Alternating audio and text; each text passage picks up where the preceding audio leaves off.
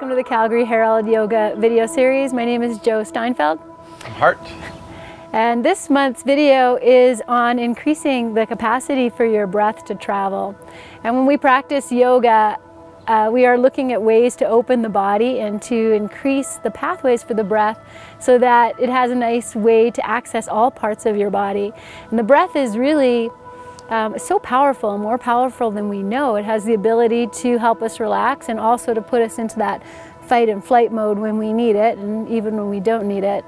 And it's also there to nourish all parts of your body and to help the blood flow send it where it needs to go so it can feed everything from your toes to the top of your head and all the way to your fingers, create space for your inner organs. And so the more space we have, the better things are. So, okay, so we're going to start in a supported child's pose. For this practice, I have two bolsters, and the bolsters are just really nice big pillows. You can use some folded towels or blankets if you have them as well. But so I'm going to have Hart come around, and he's going to come onto all fours. I'm going to separate his knees apart, and his big toes are going to touch. And then your hips come down to your heels. We're going to take one bolster and he's just going to slide it in, so he's not actually sitting on it. It just comes in between his belly and the floor, and then he can lie on top of that. And I have the second one. We'll see how that is, and he's pretty comfortable here.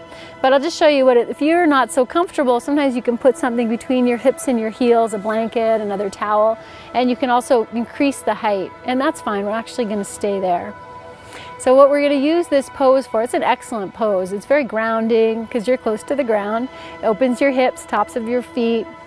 And when you have the support of the bolster as you're breathing here, and so Hart, you're just going to take a few supported and nice relaxed breath and just let your breath settle. And with that pressure of the bolsters right on the belly, we send the breath into the back body a little more, and you can take the time to feel that. And as you breathe and you stay here for maybe 3 to 5 minutes, depending on how comfortable you are, you begin to feel the breath expand right through your lower back and all the way down even. It's a lovely pose. And just on those days when you're feeling a little stressed and you're not sure what to do, you take this pose and help yourself ground. Good. So, because this is just a short video series, we're going to move on to our next pose, but I invite you to push pause here and stay here for a few more moments. Okay, from here, I'm going to have Hart just place his hands on the floor and gently press himself up.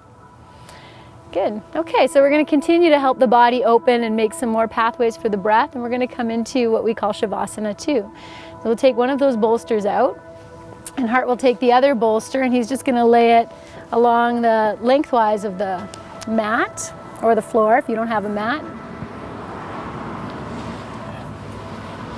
Good. And he comes to sit right behind the bolster, and depending on how your back feels, so this is a good way to start, and then he's just going to lie down on the bolster. You can stretch his legs out. Yeah, so he's pretty good here too. If this feels like it's too much for your back, you can just pull the bolster out a little bit. You just bring it forward. Or if it doesn't feel good, you can ditch it and just use a small blanket. But the idea here is to have a little bit of height, and so that we're opening from the navel to the pubic bone, and he can increase his breath right into his belly. And the legs are stretched out. If that doesn't feel good for you, you'll bend your knees, put your feet on the floor, just like that. And if that's a position that feels more comfortable, you can separate the feet apart and let the knees come together, and that's a nice release for the outer hips as well. You can stay there. And just feel and just begin to notice where your breath is coming and where it's traveling into. And then we're just going to change that so slightly. I'm going to have Hart move into a Baddha Konasana. So he's going to open his knees apart, soles of the feet together. And if that doesn't feel good, then you can just grab some blankets or some bolsters and you'll just prop up underneath your thighs, underneath both thighs. But what's interesting here is by changing the position of the legs, you're going to notice that the breath is traveling a little differently. It has a new place to go into here. And again, you're going to stay here breathing between straight leg. You'll do straight leg for maybe a minute and then Baddha Konasana for a minute and just settle into your breath. Okay, so this is another place you would push pause. You're going to have Hart move on from here. So he's going to use his hands to help lift his knees up. And then from here to come out, he's going to actually roll over onto his side. So we come up very gently, and then he'll press himself all the way up to sitting. Great. Okay, so from here he's going to sit right on his bolster. He's going to sit cross-legged. And the idea here when you're sitting is you want to have your hips higher than your knees so that you feel more comfortable. So maybe you'll use 2 bolsters or 2 blankets or towels. And we're just going to take a supported twist. So you're going to have Hart bring his hands down to the floor. He's going to push down and lengthen himself nice and tall. Good. And then he'll take his right hand across to the outside of his left knee. He's going to inhale again to lengthen, and on the exhale he's going to begin to twist away from here. Yes, so he turns in that direction, which is to the left. Good. Good. And he's going to soften the shoulders down and breathe. And twisting is really an integral part of decreasing the breath, because when we twist, we're actually wringing out the inner organs. We're creating more space on one side of the body than on the other. Good. And so you would hold this for at least like 5 breaths. If it's more comfortable to go a little bit longer, a little bit less, that's fine too. And then we're going to inhale here, and he'll release as he exhales. Good. Nice. And then we'll go to the second side. So I'm rushing it. I would have you sit and just take a few moments to notice what happens when you release the twist. And then he'll go ahead and bring his left hand to his right knee, inhale to lengthen, and exhale to twist.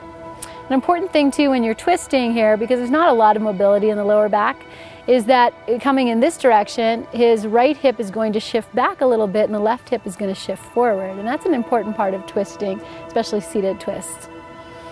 Good. And you can think about, as he inhales, lifting the heart, and as he exhales, softening the shoulders. Nice. Good. And again, you would stay here for about at least 5 breaths, 5 nice relaxed breaths. And then we'll inhale to lengthen and exhale to release the twist. Good. Smiling. That's good. Okay, so we're going to end off with a Nadishona, which is alternate nostril breathing.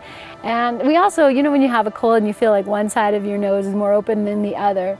So that, and it changes. It actually changes about every 30 minutes. So we're just going to play with that a little bit with this breath exercise. It's a really nice way to relax yourself when you're feeling stressed, or just even just to level yourself out if you're feeling you get a little cold. It's also a nice way to open yourself up. So you're going to take your right hand, and you're going to use your thumb and your pinky finger and the one next to it. And the other 2 fingers, your peace fingers, we kind of don't really worry about. But so you're going to place your thumb just at the curve of the nostril, right before the nostril flares out. And the pinky and its buddy will take the left nostril. And then those 2 index fingers can either rest on your third eye, or you can tuck them in, whatever feels good. So whatever feels good for your heart.